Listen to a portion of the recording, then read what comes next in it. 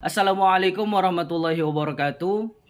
Yang sama-sama kita hormati dosen pengampu mata kuliah Al-Quran dan Hadis. Dan tak lupa pula kepada teman-teman dimanapun Anda berada. Alhamdulillahirrabbilalamin, kita masih diberi kesempatan untuk bertemu pada acara presentasi studi Al-Quran dan Hadis yang insya Allah bermanfaat dan akan menambah wawasan Anda semuanya. Teman-teman yang berbahagia, tak kenal maka tak sayang.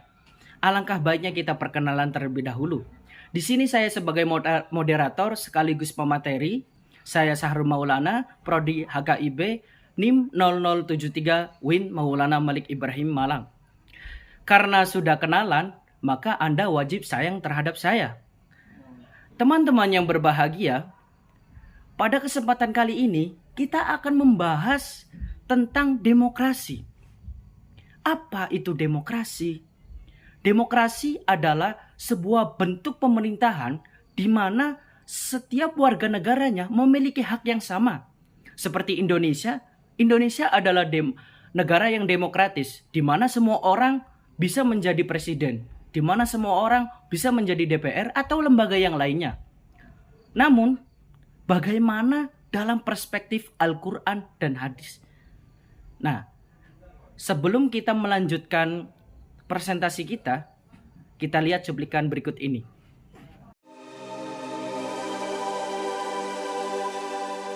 Yang penting, dalam situasi seperti ini, jangan ada yang berpolemik dan jangan ada yang membuat kegaduhan-kegaduhan.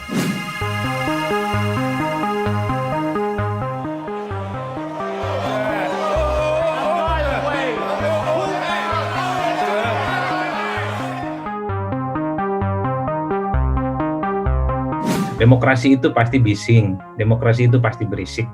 Demokrasi itu memang tempat orang berisik, tempat orang ribut gitu ya. Yang penting ribut dan berisiknya itu masih dalam konteks korupsi demokrasi yang prosedural, saya kira tidak ada persoalan.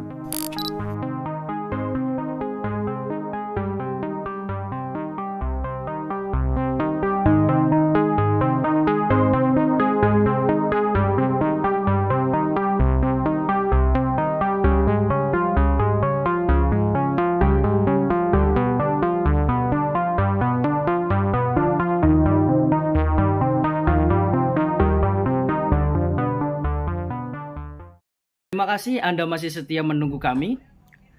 Sebelum kita melanjutkan materinya, alangkah baiknya kita harus mengetahui presentatornya. Silakan dilihat, di samping saya ada nama-nama yang akan memaparkan materi tentang demokrasi dan perspektif terhadap Al-Quran dan Hadis. Ya, bisa dilihat. Sudah? Oke, langsung saja kepada materi yang pertama. Disilakan kepada Mbak Fitri yang akan menjelaskan tentang definisi demokrasi. Maka dari itu, waktu dan tempat dipersilahkan. Baiklah, di sini saya akan menjelaskan mengenai pengertian demokrasi. Apa yang dimaksud dengan demokrasi? Demokrasi berasal dari bahasa Yunani yang terdiri dari dua kata, yaitu demos dan kratos. Demos memiliki arti rakyat dan kratos memiliki arti pemerintahan. Sederhananya, istilah demokrasi ini sudah ada sejak abad ke-5 sebelum Masehi. Awal mulanya lahirnya demokrasi ini dikarenakan reaksi terhadap pengalaman buruk yang dirasakan oleh masyarakat pada saat itu akibat sistem monarki dan kediktatoran Yunani pada masa itu. Hal ini didukung dengan pendapat Abraham Lincoln yang menyatakan bahwa demokrasi adalah dari rakyat, oleh rakyat, dan untuk rakyat. Oleh karena itu dapat kita simpulkan bahwa rakyat memiliki sistem tertinggi atau kedudukan tertinggi dalam sistem demokrasi itu sendiri. Definisi pengertian demokrasi yang sempit menurut Joseph Schumpeter bahwa demokrasi hanya berkaitan dengan mekanisme pemikiran politik dan proses pemilihan pemimpin politik saja. warga negara memiliki kesempatan untuk memilih pemimpin yang sesuai dengan kriterianya. Kemampuan dalam proses pemilihan pemimpin politik ini yang dilakukan oleh masyarakat, hal ini yang disebut dengan demokrasi, karena masyarakat memiliki kesempatan untuk memilih pemimpin yang sesuai dengan kehendaknya. Hal ini berbeda dengan sistem monarki, yang dimana sistem monarki merupakan sistem kepemimpinan yang dilakukan oleh secara turun-temurun berdasarkan keluarga pemimpin tersebut. Perkenalkan, nama saya Asiko Salsabil dengan NIM 045 dari kelompok 7. Di sini saya akan menjelaskan tentang dasar demokrasi dalam Al-Quran. Kata atau istilah demokrasi belum lama pada mulanya tidak dikenal oleh Islam. Namun pada abad ke-5 Masehi mulai dikenal oleh Islam karena respon terhadap pengalaman buruk bangsa monarki. Demokrasi sendiri mempunyai makna yaitu kekuatan sepenuhnya di tangan rakyat tanpa dapat dipengaruhi oleh kepentingan kelompok tertentu atau golongan tertentu setiap individu untuk menjadi penguasa. Definisi ini mempunyai titik kesamaan dengan konsep musyawarah yang dikenal dalam Islam. Musyawarah sendiri mempunyai makna yaitu mengeluarkan pendapat dengan mengambil pertimbangan dari orang lain. Quraisy Shihab menyebutkan bahwa kata musyawarah adalah pada mulanya mempunyai arti yang mencakup segala sesuatu yang dapat diambil atau dikeluarkan dari yang lain. Bila kita telusuri lebih dalam bahwa pengertian dari musyawarah dan demokrasi, tentunya kita akan mendapati perbedaan yang mendasar antara keduanya. Konsep musyawarah sendiri dikenal dan secara terus-menerus tanpa putus dilakukan dan diterapkan oleh seluruh umat muslim di seluruh Indonesia, bahkan dunia, yang merupakan konsep dan tuntunan yang diajarkan dalam Islam. Sedangkan konsep demokrasi dikenalkan pertama kali oleh bangsa Barat yang tidak semua negara menerapkannya. Demokrasi ataupun musyawarah saling memberikan dan membuka kesempatan yang besar kepada rakyat untuk ikut serta dalam menentukan langkah-langkah politik yang disepakati.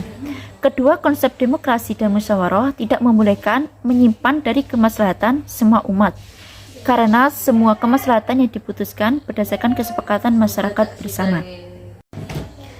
Berdasarkan beberapa persamaan antara demokrasi dan musyawarah, maka untuk mengaji lebih dalam, pengertian tentang demokrasi dalam Al-Quran tidak dapat dilepaskan dari konsep musyawarah dalam Al-Quran. Dalam hal ini, para ulama biasanya mengacu pada dua ayat dalam Al-Quran, yaitu surat Al-Imran pada ayat 159 dan Asy-Syura pada ayat 38. Pada ayat-ayat tersebut dijelaskan bahwa setelah dilakukan musyawarah, maka Allah memberikan ajaran agar kita bertekad bulat untuk melaksanakan hasil yang telah dicapai dalam musyawarah dengan bertawakal kepada Allah yang Maha Esa. Al-Quran tidak dapat dilepaskan dari konsep musyawarah dalam Al-Quran. Dalam hal ini, para ulama biasanya mengacu pada dua ayat dalam Al-Quran, yaitu surat Al-Imran pada ayat 159 dan Asy-Syura pada ayat 38. Pada ayat-ayat tersebut dijelaskan bahwa setelah dilakukan musyawarah, maka Allah memberikan ajaran agar kita bertekad bulat untuk melaksanakan hasil yang telah dicapai dalam musyawarah dengan bertawakal kepada Allah yang Maha Esa. Kesepakatan yang telah diambil dan disetujui bersama dalam wadah musyawarah tersebut haruslah pada saat yang sama diiringi dengan sikap yang tawakal kepada Allah. Disebutkan juga musyawarah merupakan salah satu tiang agama dalam menentukan dan menetapkan sebuah keputusan untuk kemaslahatan bersama. Siapapun pemimpin yang tidak melakukan musyawarah dalam mengambil keputusan untuk sebuah kemaslahatan bersama, maka ia wajib diganti. Dalam hal ini, musyawarah didasari adanya perbedaan pendapat dari pendapat yang berbeda-beda. Semua pendapat tersebut akan dikaji manakah dari semua pendapat tersebut yang paling dekat dengan Al-Quran dan As-Sunnah.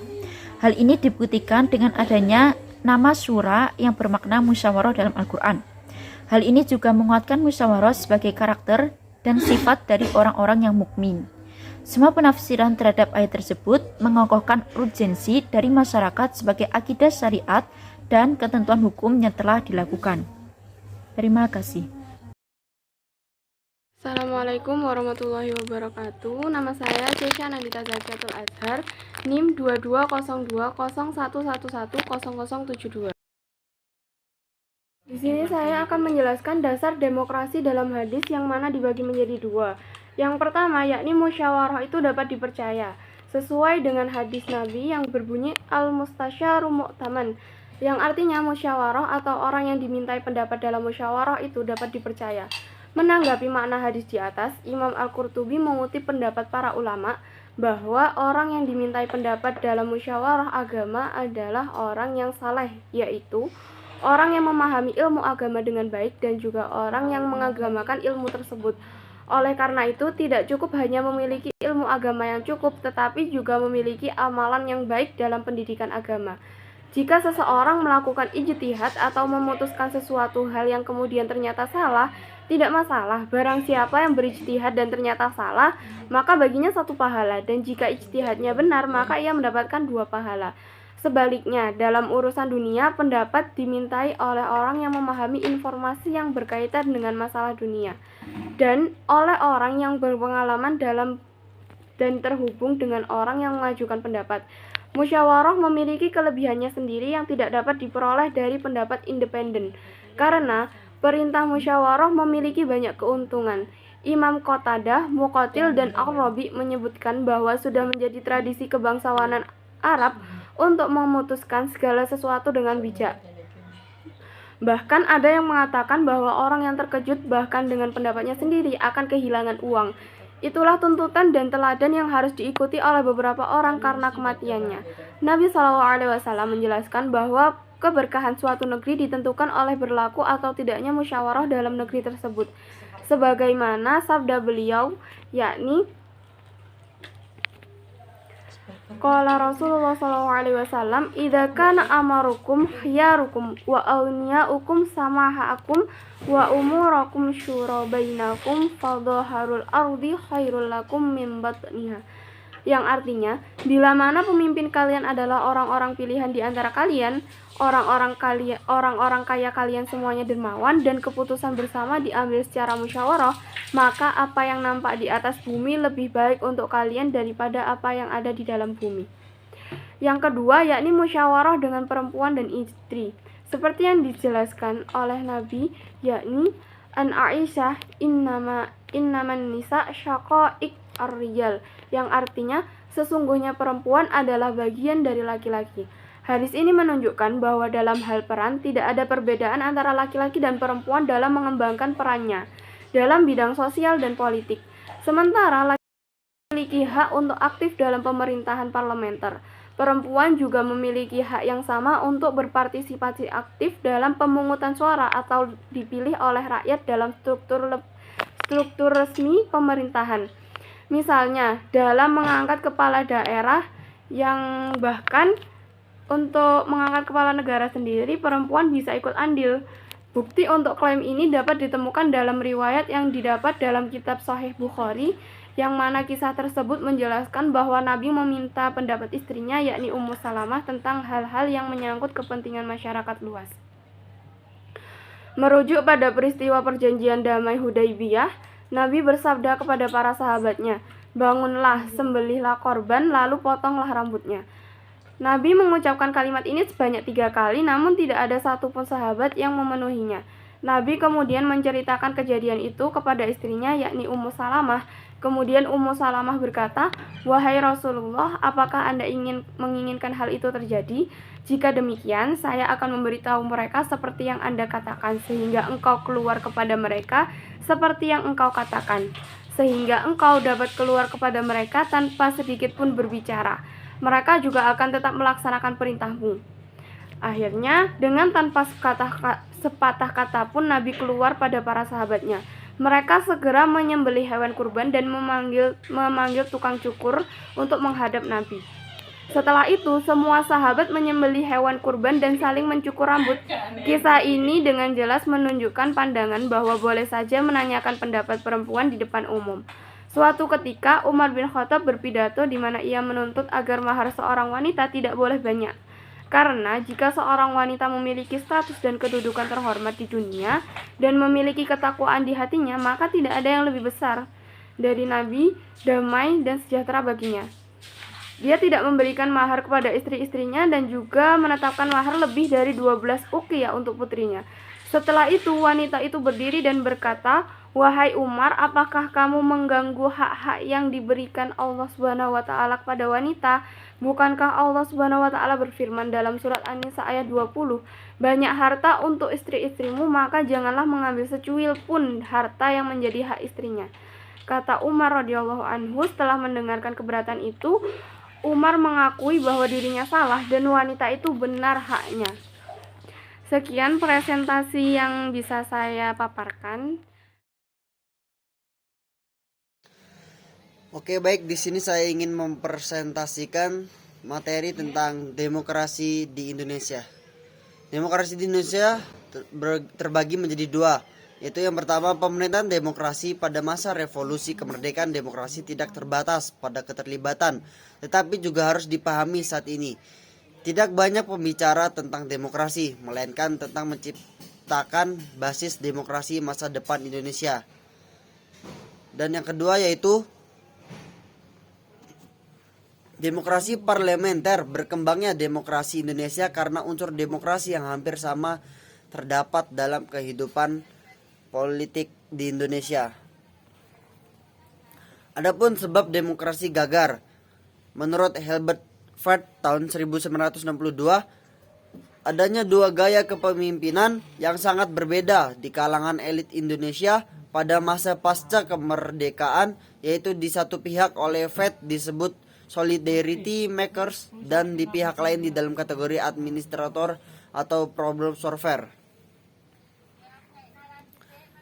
Demokrasi terpimpin dari tahun 1959 sampai 1965. Soekarno mempresentasikan usulan yang dikenal dengan konsep presiden. Kemudian bentuk partisipasi semua partai dan organisasi kemasyarakatan, persepsi presiden dan pembentukan Dewan Nasional mendapat tantangan yang sangat berat dari beberapa pihak, terutama MASJUMI dan PSI. Adapun ciri utama politik era demokrasi pemimpin adalah yang pertama yaitu sistem partai ditinjau ulang, yang kedua dengan bentuknya DPRGR, peran parlemen dalam sistem politik nasional semakin melemah, yang ketiga hak asasi manusia telah sangat melemah, dan yang keempat masa demokrasi terpemimpin merupakan puncak penentangan kebebasan pers. Dan yang terakhir, yang kelima, sentralisasi kekuasaan semakin mendominasi hubungan antara negara dan otoritas lokal. Adapun demokrasi pada pemerintahan Orde Baru pemberontakan G30 SPKI merupakan puncak dari pertarungan politik atau tarik ulur antara Soekarno dan militer. Periode pemerintahan baru dari tahun 1965 hingga 1986, ketika Soeharto menjadi pejabat presiden Republik Indonesia, kemudian dikenal dengan Orde Baru. Kekuasaan lembaga kepresidenan dikatakan sangat besar. Soeharto mampu mengendalikan resimen politik. Ia memiliki sumber daya keuangan yang tidak terbatas melalui prosedur anggaran yang ketat dan tidak memungkinkan DPR untuk mengendalikannya. Ternyata juga memiliki beberapa hukum. Sumber daya hak-hak yang lain dimiliki orang lain seperti Semar Super, amanat MPR, Bapak Pembangunan, dan Panglima Tertinggi ABRI. Siklus daya konduktif hampir tidak pernah terjadi kecuali pada level rendah, misalnya gubernur, dewan atau wali kota, camat, dan kepala desa. Adapun sistem politik dan perkembangan demokrasi Indonesia. Yang pertama yaitu penggunaan demokrasi Pancasila telah lama disepakati di Indonesia. Cara dan teknik pelaksanaannya dijelaskan secara umum dan formal dalam UUD 1945. Yang kedua yaitu perilaku yang dapat menghambat demokrasi tergantung pada beberapa faktor. Salah satunya adalah kondisi sosial budaya masyarakat Indonesia yang pluralisme atau kemajemukan. Dalam masyarakat barat, pluralitas masyarakat terpengaruh positif terhadap pemeliharaannya sistem politik demokrasi. Dan pluralitas Indonesia selama ini telah menimbulkan ketegangan politik, konflik ideologi, perasaan kedaerahan atau perselisihan agama. Salah satu faktor yang mempengaruhi proses pembangunan demokrasi seringkali adalah kesenjangan yang mencolok antara harapan yang tinggi dengan kenyataan yang ada dan dapat diwujudkan. Oke, mungkin saja itu yang dapat saya sampaikan. Kurang lebihnya mohon maaf. Najwa Shihab pernah berkata, ambisi politik tentu wajar saja selagi pandai menginsyafi batasan etika. Teman-teman yang berbahagia, saya akan menjelaskan tentang implementasi demokrasi di Indonesia. Sebagaimana yang kita ketahui bahwasanya Indonesia adalah negara yang demokratis, di mana implementasi ini tidak semua orang mengetahuinya. Nah, maka dari itu saya akan menjelaskan satu persatu. Yang pertama, implementasi demokrasi yaitu menggunakan kebebasan dengan bertanggung jawab. Jadi kita boleh melakukan pendapat, tapi harus ada tanggung jawabnya. Ada batasannya dan tentu harus ada etikanya. Lanjut kepada yang nomor 2, yaitu membiasakan taat peraturan. Usahakan taat peraturan ini menjadi sebagai budaya kita, agar kita menjadi rakyat yang disiplin, rakyat yang harmonis, rakyat yang saling menghormati dengan taat peraturan. Insya Allah semuanya akan baik-baik saja. Lantas yang nomor 3, lebih mengutamakan persatuan dan kesatuan. Nah, kita bisa ambil kesimpulan bahwasannya mengutamakan persatuan yaitu kemaslahatan umat, di mana yang maslahat itu siapa? Yang paling utama itu yang mana? Lah, itu yang menjadi pendapat yang paling utama, yang harus dipilih. Karena menyangkut seluruh warga Indonesia. Yang keempat, menjunjung tinggi persamaan. Kita Indonesia dikenal dengan negara Bhinneka Tunggal Ika. Berbeda-beda tetapi satu jua. Kita berbeda agama, kita berbeda suku, ras, budaya, bahasa. Tapi kita harus tetap satu jua karena kita persaudaraan. Maka dari itu pentingnya toleransi dalam demokrasi. Lalu yang terakhir, dalam implementasi demokrasi, membiasakan diri menyalurkan aspirasi secara damai dan tidak anarkis. Sudah saya sebutkan di awal bahwasanya menyuarakan pendapat itu harus ada etikanya. Tidak semena-mena kita mengucap-ucapan mereka itu kamu jelek, pendapat kamu salah. Tidak. Kita jangan egois. Hilangkan rasa egois kita. Kita berpikir secara kebersamaan. Bagaimana solusinya? Bukan bagaimana pendapat saya harus benar. Bukan seperti itu kawan-kawan. Ya, itu saja tentang implementasi demokrasi. Bisa dilanjut kepada materi selanjutnya. Oke, bismillahirrahmanirrahim. Perkenalkan, nama saya Nanda Ismail Akbar. Saya di sini sebagai presentator. Di sini saya akan mempresentasikan sebuah isu terhangat dari demokrasi. Dari Menko Polhukam Mahfud MD berbicara mengenai kondisi demokrasi di Indonesia. Mahfud menyebut demokrasi di Indonesia saat ini sedang tidak baik-baik saja. Hal itu disampaikan Mahfud saat menghadiri acara Puncak HUT ke-56 KMI di Hotel Kartika Chandra, Jakarta pada Sabtu malam. Mahfud mulanya mempertanyakan keadaan demokrasi di Indonesia saat ini. Bagaimana keadaan demokrasi kita sekarang? Mahfud bertanya, apakah sehat-sehat saja, baik-baik saja? Kata Mahfud. Mahfud kemudian menyinggung pernyataan Menteri Investasi Bahlil Lahadiala yang mengatakan bahwa untuk maju sebagai calon kepala daerah tak sekadar butuh modal pintar, tapi butuh uang yang fantastis. Bila tak punya uang, katanya sulit untuk terpilih. Kata Pak Bahlil tadi, coba kamu pintar tapi nggak punya uang, apa bisa kepilih? Nggak bisa lah. Itu kata Pak Bahlil tadi. Melihat itu, Mahfud menuturkan berdasarkan hasil perhitungan 84% kepala daerah di Indonesia dibiayai cukong untuk maju pilkada. Imbasnya, setelah terpilih, para calon kepala daerah ini akan memberi imbalan balik kepada cukong yang membiayainya tersebut. Itu hasil simulasi saya dengan anak-anak LSM. Kalau hitung-hitungan KPK, 84% kepala daerah terpilih karena cukong. Itu angka dari KPK. Demokrasi kita nggak sehat. Demokrasi jual beli. Adili 390 kasus pilkada. Kasus saya 1 orang 1 miliar, dia gampang. Orang mau menang pilkada, kalah saya menangkan, bisa. Atau orang udah menang di telepon, dimintai uang lagi.